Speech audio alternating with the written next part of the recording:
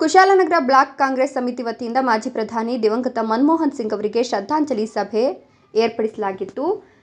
News 5ಗೆ ಸ್ವಾಗತ. Kushalnagar block Congress ಕಚೇರಿಯಲ್ಲಿ block Congress ಸಮಿತಿ ವತಿಯಿಂದ ಮಾಜಿ ಪ್ರಧಾನಿ ದಿವಂಗತ ಮನಮೋಹನ್ ಸಿಂಗ್ ಅವರಿಗೆ ಶ್ರದ್ಧಾಂಜಲಿ ಸಭೆ ಆಯೋಜನೆ ಮಾಡಲಾಗಿತ್ತು. ಮನಮೋಹನ್ ಸಿಂಗ್ ಅವರ ಭಾವಚಿತ್ರಕ್ಕೆ ಪುಷ್ಪಾರ್ಚನೆ ಮಾಡಿದ ಪಕ್ಷದ ಮುಖಂಡರು, ಕಾರ್ಯಕರ್ತರು ಮೃತರ ಆತ್ಮಕ್ಕೆ ಶಾಂತಿ ಕೋರಿದರು.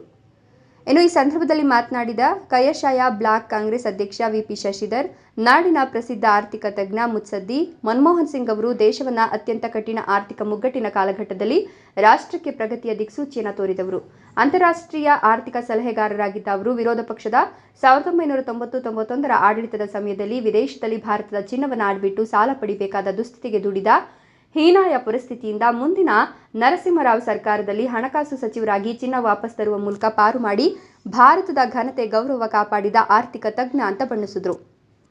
ಇನ್ನು ಅಮೆರಿಕ ಸೇರಿದಂತೆ ಸಮಸ್ತ ವಿಶ್ವ ಆರ್ಥಿಕ ದುಸ್ಥಿತಿಯನ್ನು ಎದುರಿಸುತ್ತಿದ್ದಾಗ ಭಾರತದ ಜಿಡಿಪಿಯನ್ನು 9ರಷ್ಟು ಸಾರ್ವಕಾಲಿಕ ದಾಖಲೆಯಾಗಿ ಏರಿಸಿದ ಜಾದುಗಾರ ಅಂತ ಕೊಂಡಾಡಿದರು. ಈ ಒಂದು ಸಂದರ್ಭದಲ್ಲಿ ನಗರ ಕಾಂಗ್ರೆಸ್ ಅಧ್ಯಕ್ಷ ಜೋಸೆಫ್ ವಿಕ್ಟರ್ ಸೋನ್ಸ್, ಕೆಪಿಸಿಸಿ ಮುಖಂಡರಾದ ಕೆಪಿ ಚಂದ್ರಕಲಾ ಮಾತನಾಡಿ, ಮನಮೋಹನ್ ಸಿಂಗ್ ಬಹಳ ಹತ್ತಿರದಿಂದ ನೋಡಿದ ಭಾಗ್ಯ ನನಗಿದೆ. ಬಹಳ ಸಜ್ಜನಿಕೆ ರಾಜಕಾರಣಿಯಾಗಿದ್ದರು. ಪ್ರಧಾನಮಂತ್ರಿ ಆಗಿದ್ದ ಸಂದರ್ಭ ದೇಶದ ಅಭಿವೃದ್ಧಿಗೆ ತಮ್ಮದೇ ಆದ ಕೊಡುಗೆ ನೀಡಿದ ಹೆಗ್ಗಳಿಕೆ ಅವರದ್ದು. ಇಂದು ಇವರು ನಮ್ಮನ್ನು ಅಗಲಿದ್ದಾರೆ. ಇದರಿಂದ ಕಾಂಗ್ರೆಸ್ ಪಕ್ಷಕ್ಕೆ ಬಹುದೊಡ್ಡ ನಷ್ಟ ಅಂದರು. ಇನ್ನು ಈ ಒಂದು ಸಂದರ್ಭದಲ್ಲಿ ಕೆಪಿಸಿಸಿಯ ಮಂಜುನಾಥ್ ಗುಂಡೂರಾವ್, ಕುಶಾಲನಗರ ಪುರಸಭಾ ಅಧ್ಯಕ್ಷೆ ಜಯಲಕ್ಷ್ಮಿ ಚಂದ್ರ, ಪ್ರಮುಖರಾದ ನವೀನ್ ಗೌಡ, ಜಗದೀಶ್, ಅಶೋಕ್, ರಮೇಶ್ ಮತ್ತಿತರರು ಹಾಜರಿದ್ದರು.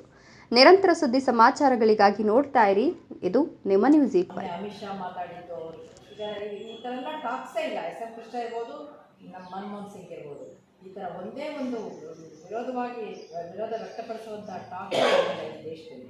ಎಲ್ಲ ದೇಶದವರು ಇವನ್ನ ಇವತ್ತು ನಾವು ಹುಚ್ಚುತನ ಮೋದಿ ಅಂತ ಕುಣಿತಾರೆ. ನಿಜವಾಗ್ಲೂ ಮನಮೋಹನ್ ಸಿಂಗ್ ಆರ್ಥಿಕತೆನ ಯಾವ ಥರ ಇಂಪ್ರೂವ್ ಮಾಡಿದ್ರು ಈ ರಾಷ್ಟ್ರದಲ್ಲಿ ಅಂತ ಹೇಳಿದ್ರೆ ಬಹುಶಃ ಮತ್ತೊಮ್ಮೆ ನಮಗೆ ಗೊತ್ತಿಲ್ಲ.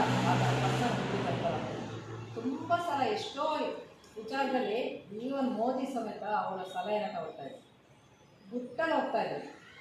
ನಿರ್ಮಲಾ ಸೀತಾರಾಮನ್ ಅವರು ನಿರ್ಮಲಾ ಸೀತಾರಾಮನ್ ಸಮೇತ ಬಜೆಟ್ ಮಂಡನೆ ಆಗೋಕ್ಕಿಂತ ಮುಂಚೆ ಮನಮೋಹನ್ ಸಿಂಗ್ನ ಭೇಟಿ ಮಾಡ್ತಿದ್ರು.